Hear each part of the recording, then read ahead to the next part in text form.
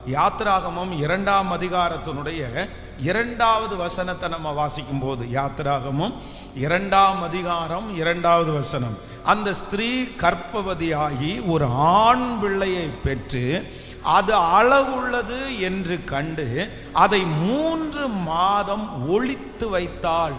இன்னொரு விஷயம் கூட வாசிக்கலாம். அந்த ஸ்திரீ கர்ப்பவதியாகி ஒரு ஆண் பிள்ளையை பெற்று அது அழகுள்ளது என்று கண்டு அதை 3 மாதம் ஒளித்து வைத்தாள். நல்லா கவனிச்சுங்க ஆண்டவருடைய பிள்ளைகளை. இந்த வசனத்தில் நீங்கள் ரொம்ப கவனமாய் கவனிக்கணும். பொதுவாக ஒரு பிள்ளை பிறந்துருச்சுன்னாலே அது என்னன்னா எல்லாருக்கும் சந்தோஷம்.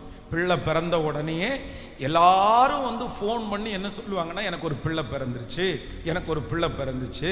அதுவும் ரொம்ப அழகுள்ள பிள்ளையா இருக்குன்னு வச்சுங்களேன். ரொம்ப அழகா ஒரு குழந்தை பிறந்துச்சுன்னா, இன்னைக்கு இருக்கிற காலம் அப்படின்னு சொன்னா உடனே அந்த குழந்தையினுடைய போட்டோவை எடுத்து அதை உடனே எல்லாத்துலேயும் ஃபேஸ்புக்லையோ இன்னும் சோசியல் மீடியால உடனே போட்டுருவாங்க.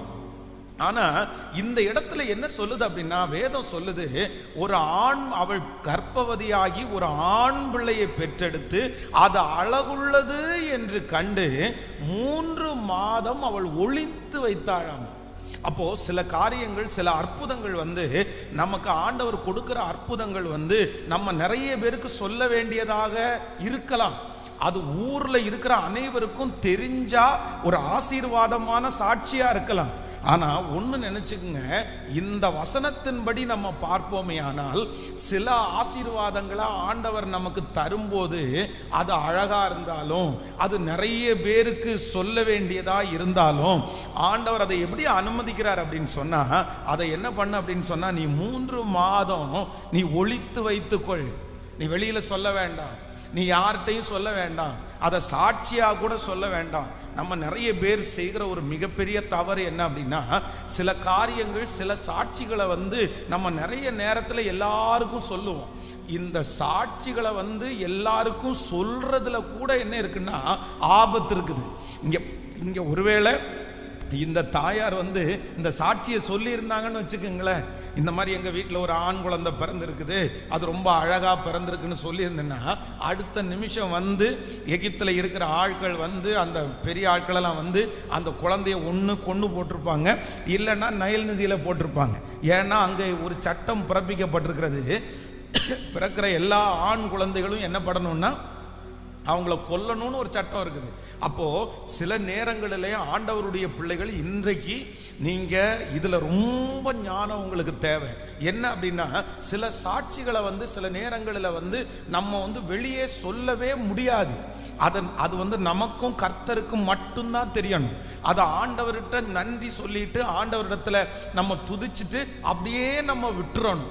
இது ஒரு மிகப்பெரிய ஞானம். இல்லை, என்னுடைய சாட்சி ஒளித்து வைக்கக்கூடிய சாட்சியை ஒளிச்சு வைக்காம நீங்க ரொம்ப வெளியில எல்லாம் சொன்னீங்க அப்படின்னு சொன்னா, எப்படி யோசேப்புனுடைய பலவர்ண அங்கி அவங்க உறிஞ்சு போட்டாங்களோ அதே போல சில நேரத்தில் நம்முடைய ஆசீர்வாதத்திற்கே நிறைய பொறாமைகள் உண்டாகும், நம்முடைய சாட்சிகளுக்கே நிறைய பொறாமைகள் உண்டாகும். அப்போ ஒன்று நீங்கள் நினைத்துக் கொள்ளுங்கள், ஆண்டவரே சில காரியத்தை என் வாழ்க்கையில ஒளித்து வைக்கணும்னு நீங்க அனுமதிச்சீங்கன்னா, அதை அப்படியே ஒளித்து வைக்கக்கூடிய ஒரு ஞானத்தை, கிருபையை ஆண்டவர் உங்களுக்கு கிருபையாய் கர்த்தர் தருவாராக.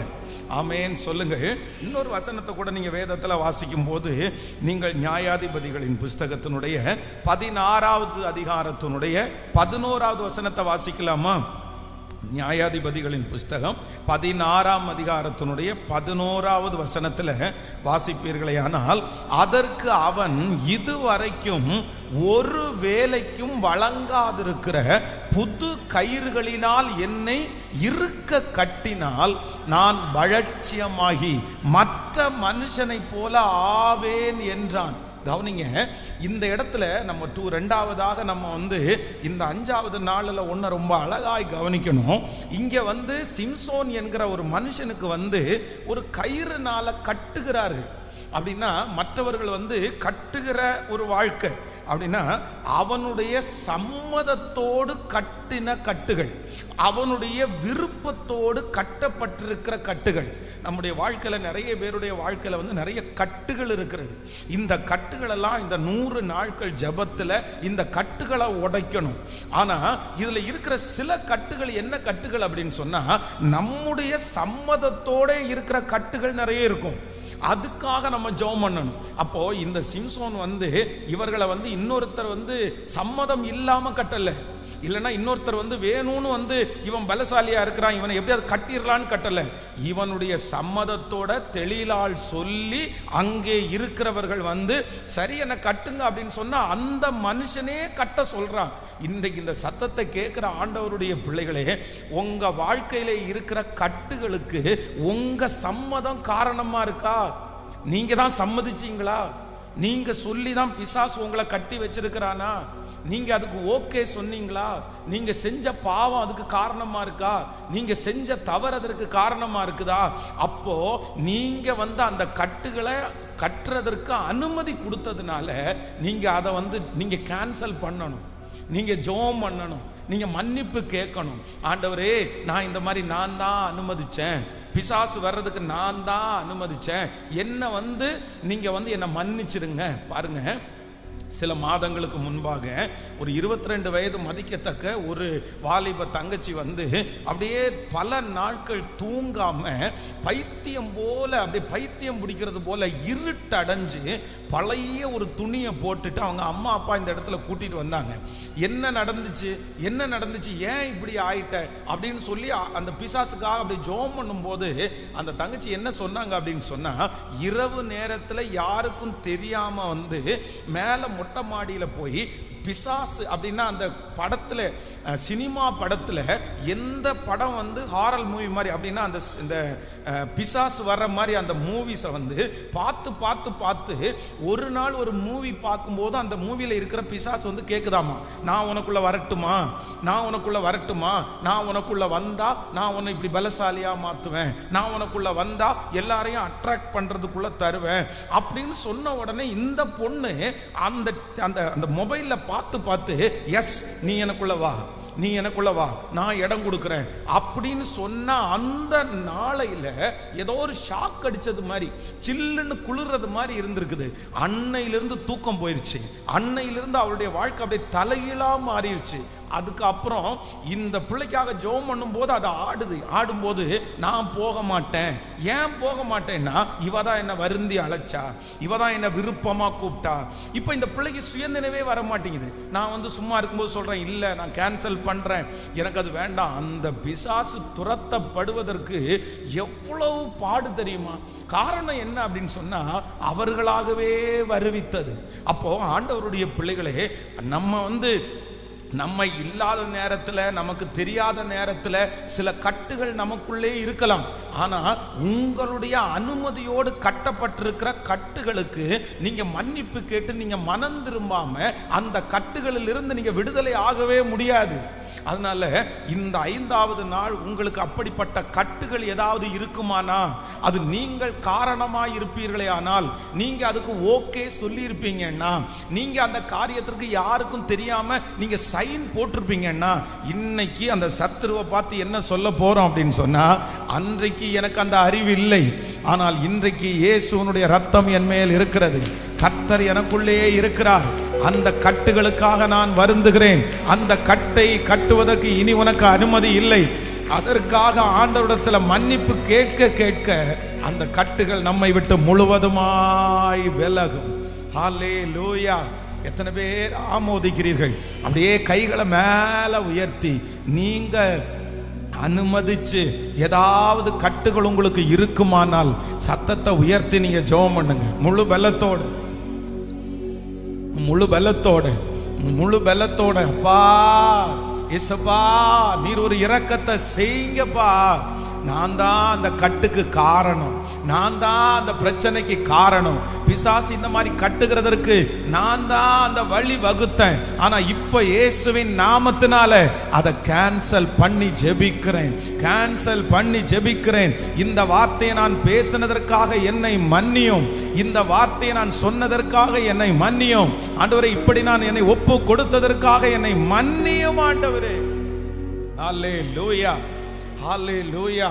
ஒரு மிகப்பெரிய ஊழியக்காரருடைய மனைவியா இருக்கிறவர்கள் அவருடைய புத்தகத்துல ஒரு சாட்சியை எழுதியிருந்தாங்க. அப்ப அந்த புத்தகத்தை நான் படிக்கும்போது பாத்தீங்க அப்படின்னு சொன்னா, அவங்க ஊர்ல அன்னைக்கு இருந்ததுல இந்த கேர்ள்ஸ் எல்லாரும் அப்படின்னா அந்த லேடிஸ் எல்லாருமே இந்த முட்டி வரைக்கும் ட்ரெஸ் பண்றது அவங்களுக்கு ஒரு வழக்கமா இருந்திருக்குது. அது ஒரு ஸ்டைல். அப்படின்னா ஃப்ராக் மாதிரி போட்டு கீழே அந்த காலுடைய கீழே முட்டிக்கு கீழே அந்த காலை காமிச்சு அப்படின்னா அந்த ஷூ போடுறது வழக்கம் அவங்களுக்கு. அது எல்லாருமே ஸ்டைல் அப்படின்னு நினைச்சிட்டாங்க. அதனால எல்லாரும் இவங்க காலேஜ் படிக்கும்போது பார்க்குற எல்லா பிள்ளைகளும் பார்த்தீங்க அப்படின்னு சொன்னா அந்த முட்டிக்கு கீழே அந்த காலை ரொம்ப அழகா காமிச்சிட்டு வர்ற மாதிரி இவங்களுக்கு எல்லாரும் ஒவ்வொருத்தரும் அந்த கால்களை ரசிப்பாங்களாம். ஆனா இவங்களுக்கு என்ன பண்ண முடியாது அப்படின்னு சொன்னா, இவங்க கால் இவங்களுக்கு நினைச்சது மாதிரி இருக்காது. கொஞ்சம் கொஞ்சம் ரொம்ப கருப்பா அப்படின்னா நிறைய அந்த முடிகள் எல்லாம் வளர்ந்து அந்த மாதிரி இருக்கிறதுனால இவங்களால அப்படி அதை செய்ய முடியாதனால ஒவ்வொரு நாளும் காலை பார்த்து சபிச்சுட்டே இருப்பாங்களாம். நீ மோசமான காலு, நீ எதுக்கு இந்த மாதிரி எனக்கு ஒரு கால் வந்துருச்சு. அவங்க அம்மாவை பார்க்கும்போது அவங்க அம்மாவுக்கும் அப்படியே இருக்கிறதுனால உன்னாலதான் இந்த கால் எனக்கு வந்துச்சு, உனக்கு இருக்கிறது மாதிரி எனக்கு இருக்குன்னு சொல்லி ஒவ்வொரு நாளும் தன்னுடைய காலுக்காக அப்படியே இவங்க ஏதாவது ஒன்று பேசிடுறது. அடுத்து நீ இருக்கிறதுக்கு உடஞ்ச காலா பிறந்திருக்க வேண்டியதானே, நீ எதுக்கு இப்படி இந்த காலா வந்தா அப்படின்னு நிறைய பேசியிருக்காங்க. திருமணமானதுக்கு பிற்பாடு பார்த்தீங்கன்னா அவங்களுடைய கால் வலி அவங்களால தாங்கவே முடியாதமா. 15 நிமிஷம் நடந்துட்டாங்கன்னா திரும்பி 1 மணி நேரம் சேர்ல உட்காராம அடுத்து அவங்களால டிராவல் பண்ண முடியாது. இந்த மாதிரி ஒரு வியாதி அங்க இருக்கிற எல்லா டாக்டர் இடத்துலையும் போய் செக் பண்ணா யாருமே அதுக்கு பதில் சொல்ல ஒன்றும் இல்லை, உங்களுக்கு எல்லாமே நல்லா தான் இருக்குது, ஆனா என்னமோ தெரியல உங்களுக்கு வலிக்குது. அவங்க வலியை யாராலையுமே சரி பண்ண முடியல. அப்ப இன்னும் எரிச்சல் மேல எரிச்சல் வந்திருக்குது. பிறக்கும் போதே எனக்கு இந்த காலில் தான் பிரச்சனை, எனக்கு இந்த காலில் தான் பிரச்சனை, எதுக்கு இந்த கால், இதை பேசாம வெட்டி போடலாமா. அப்போ ஒரு ஊழியக்காரரிடத்துல ஜெபம் பண்ணும்போது அந்த ஊழியக்காரர் ஜெபம் பண்ணும்போது சொன்னாராமா, இந்த மாதிரி நீ ஒரு காலத்துல உன்னுடைய கால் இப்படி இருக்கிறதுனால உன் காலை பார்த்து நீ சபிச்சிருக்கிறியா, நீ இப்படி பேசி இருக்கிறியா அப்படின்னு சொன்னோன்னா, ஆமா ஆமா எனக்கு பிறந்ததுல இருந்தே எனக்கு பிடிக்காத ஒண்ணுதான் என்னுடைய கால் தான்.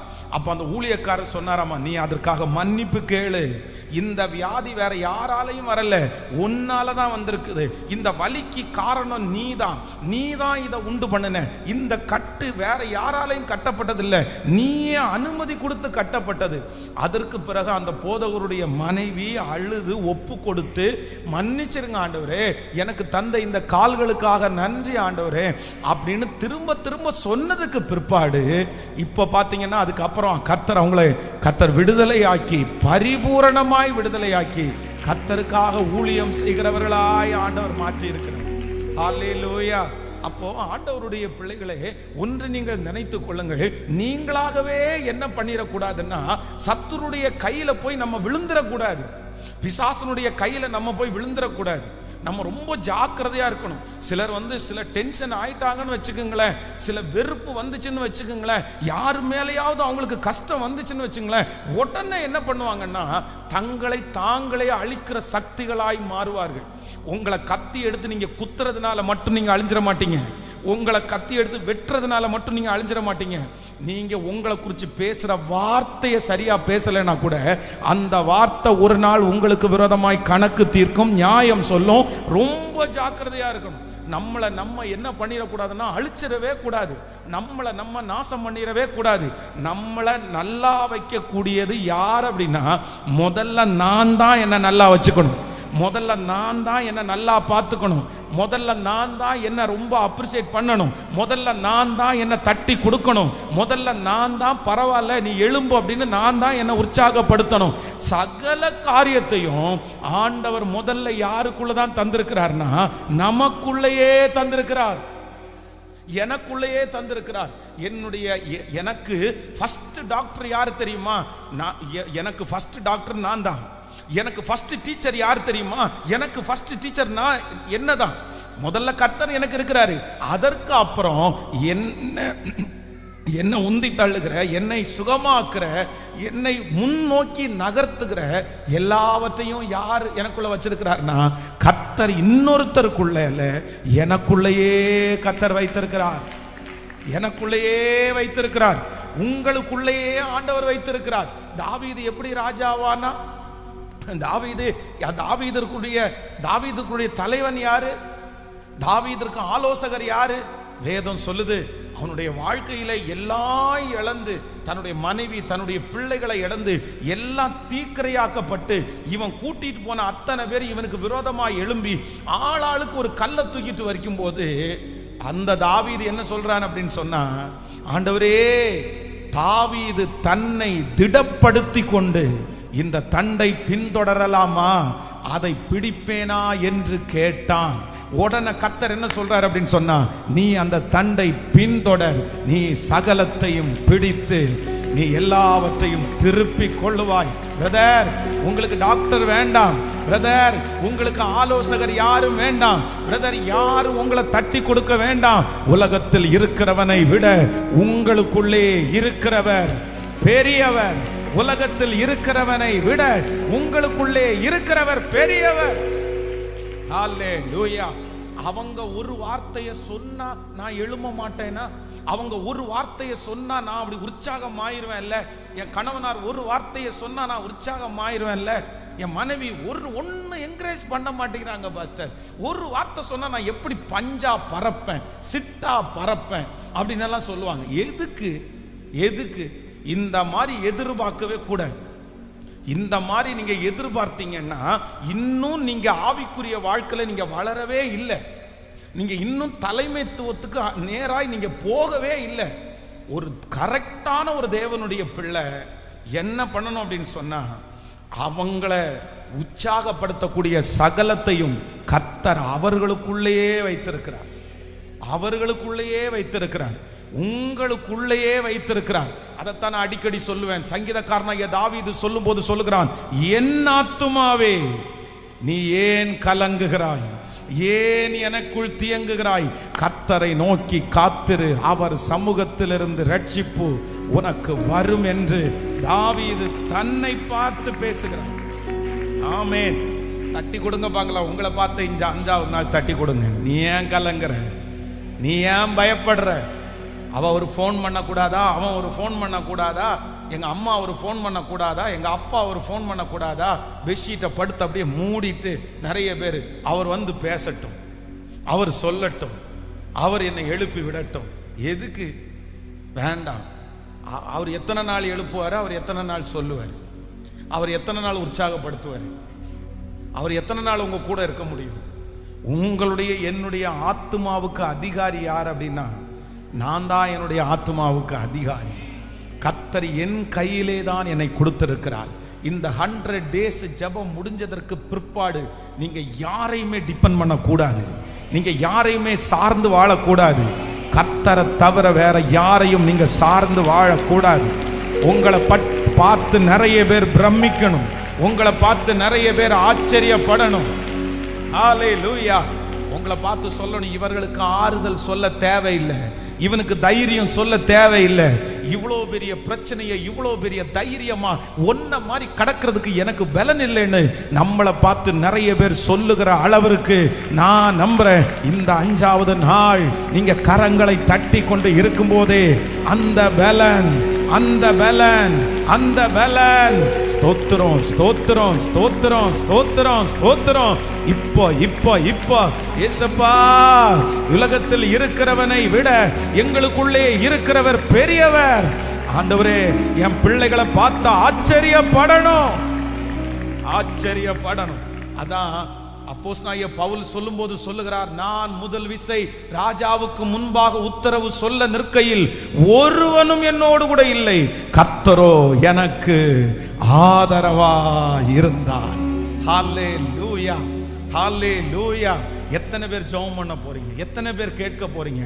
ஆண்டவரே, எனக்கு நானே கட்டின கட்டுகள் இப்பொழுது அவிழ்க்கப்படுவதாக, என்னுடைய பர்மிஷனோட நான் கட்டின கட்டுகள் இப்பொழுது அவிழ்க்கப்படுவதாக.